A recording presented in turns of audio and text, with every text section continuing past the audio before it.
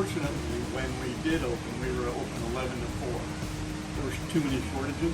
I couldn't get enough bacon. I couldn't get certain things. So shutting that down a little bit helped us manage through that, but we were still having really good days.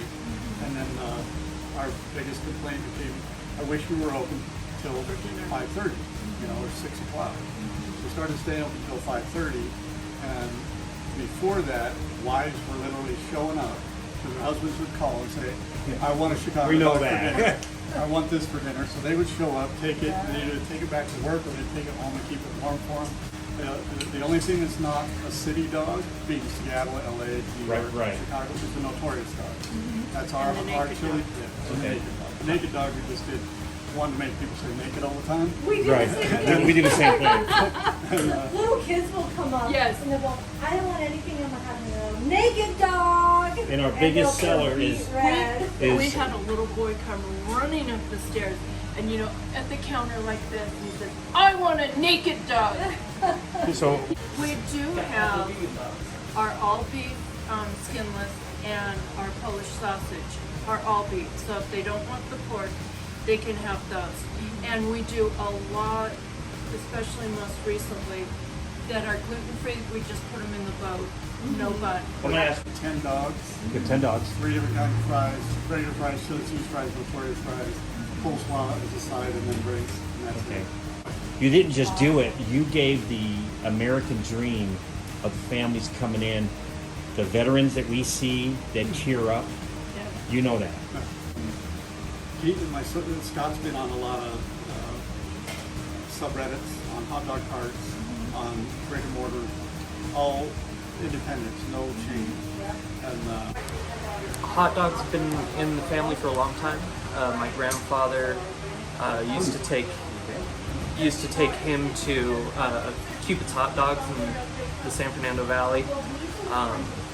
He used to take me to Cupid's Hot Dogs in the San Fernando Valley. What is it called? Cupid's Hot Dogs. Cupid's. Yep. And so it's always been just kind of family tradition. Ball games, you go out and you have dogs. It's a social thing. So when we started talking about let's do something for ourselves, let's start a business, do something for ourselves, hot dogs just kind of came naturally, and it's kind of exciting. It's one of the last American dream kind of first things I ever remember. Once we opened, there is a grandmother and grandfather, and they bring the grandkids. And they park, they sit out on the bed of the truck. They refuse to use the tables because that's how they used to eat hot dogs. And it's the kind of thing, once you realize that that's what food really does for people. It's a recall. Yep. That's what brings me life. That's what fuels me every day. Thanks a lot. We Big time. appreciate We're gonna that. try one of yours. we were literally the only 5-star restaurant for, 7 months, 8 months? From Vegas to Salt Lake. Yeah. And people would pull up and they go, you're a hot dog stand, you're 5 stars. Yeah, we're the same. So we're 4.9 now, I think.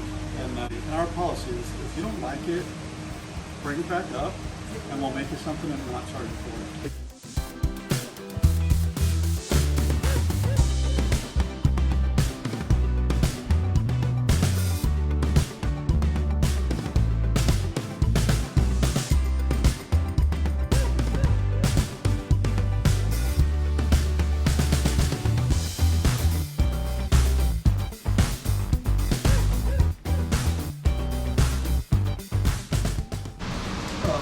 When we just talked about opening something, my dad always wanted to open a hot dog stand.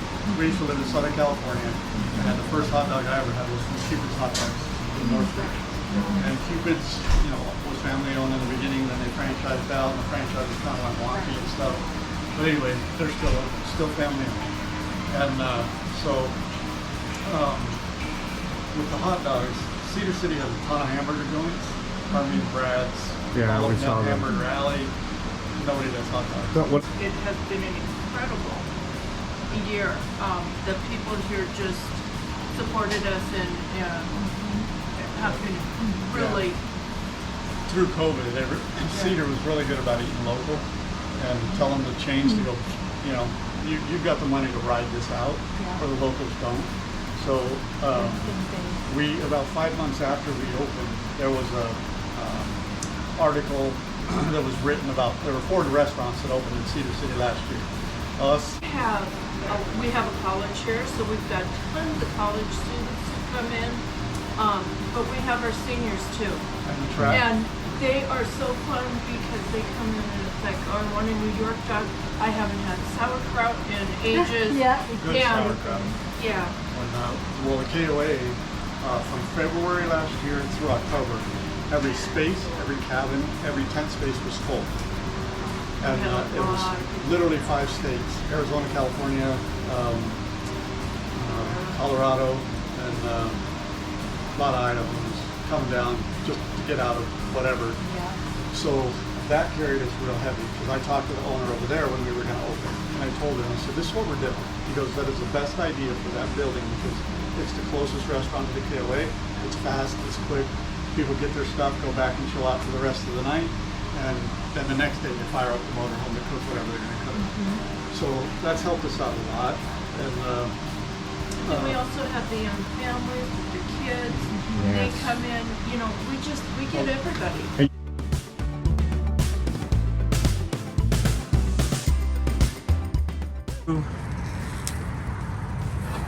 So here we are at the notorious doghouse in Cedar. Was it Cedar Springs or Cedar City, Utah. Cedar City, Utah, and we're gonna give their Chicago dogs a try. And it looks like a little competition here. So let's give it a try. Margaret is the sole source of knowing whether this is like what it's all about. Okay. So let's give it a try. That looks yummy. Oh, Little sport pepper. oh boy. Good to These Chicago dogs that we ordered were just phenomenal. I want to thank the Notorious Doghouse for allowing us to come by and try these such a short notice.